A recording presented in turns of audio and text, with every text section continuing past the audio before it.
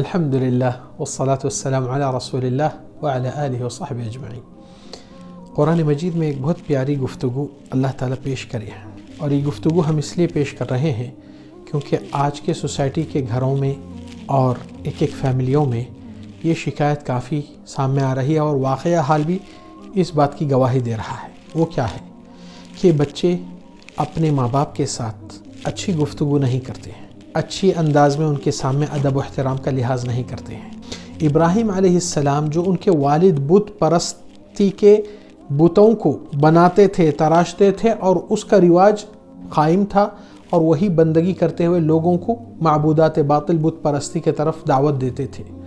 ابراہیم علیہ السلام جب اپنے والد کو دعوت دیے ہیں، کیا کہے؟ یا ابتی، اے میرے ابا، انی قد جاءنی من العلم ما لم یأتک، اللہ تعالیٰ مجھے وہ علم دیا ہے جو آپ کو نہیں پہنچا ہے۔ کیا ابراہیم علیہ السلام یہ کہے اپنے والد سے ارے او جاہل، ارے او ناسمجھ؟ کبھی ایسے الفاظ سنتے ہیں آپ؟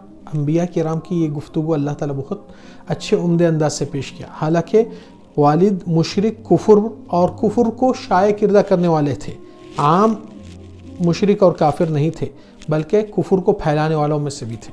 اور یا ابتی لا تعبد الشیطان، اے میرے ابا جان، کتنے انداز کے اندر قریبی رشتے کو قریبی رکھے ہیں، جب تک کہ ان کی اصلاح، ان کی بہتری، ان کی بھلائی، ان کی ہمدردی کرتے ہوئے یہ سلوک کر رہے ہیں، جبکہ وہ بت پرست اور بتوں کی یعنی کہ صناعت اور وہ پروڈکٹ دیتے رہتے ہیں ساری دنیا والوں کو تاکہ اللہ کے سوا یہ معبودات باطل کی بندگی کرے۔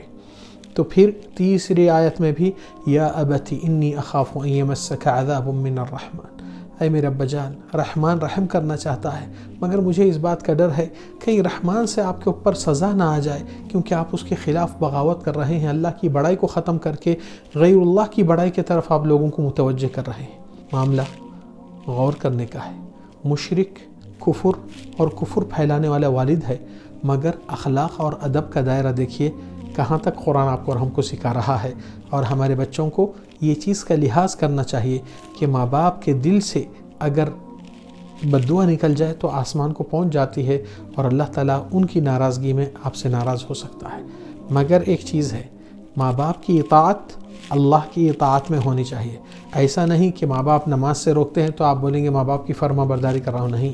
اللہ کی بڑائی جو ماں باپ کے لیے دی گئی وہ اس میں دی گئی جس میں اللہ کی بڑائی کی جاتی ہے، یعنی کہ کسی مخلوق کی اطاعت نہیں کرنا چاہیے جبکہ وہ اللہ تعالیٰ خالق کی نافرمانی کی طرف وہ آپ کو دعوت دیتا ہے۔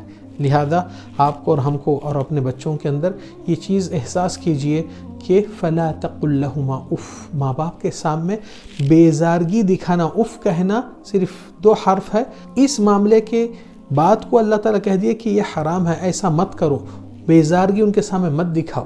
آج بیزارگی تو کیا، اللہ رحم کرے، گالی گلوچ، چیخ چلانا، ماں باپ کی بے عزتی، ماں باپ کی توہین، اور ان کی غیبت بھی کر لیتے ہیں بعض بچے، اللہ ہدایت دے، اور بچیاں اللہ تعالیٰ ان کو صحیح راستے پہ استقامت دے۔ ماں باپ کی عزت و قدر اور احترام اور ادب کرنا یہ آپ کے لیے دوسرا ریپلیسمنٹ نہیں ہے۔ اللہ تعالیٰ کی محبت کے بعد کوئی کسی کے دل میں اتنی ہمدردی اور محبت آپ سے نہیں ہوتی ہے جتنا آپ کے ماں باپ آپ کے ساتھ کرتے ہیں۔ ہاں، کبھی ان سے غلطی بھول ہو جاتی ہے، غلط راستے پہ چلے جاتے ہیں، آپ کا کام ہے ان کو بچانا۔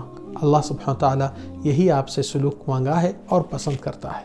اللہ تعالیٰ ہر اولاد کو ماں باپ کی فرما برداری نصیب کرے، اور نیک صالح راستے پہ ماں باپ کو بھی توفیق دے کہ ان کو تقویٰ کی زندگی میں لے کر چلے۔ وصلی اللہ وسلم وبارک علی نبینا محمد۔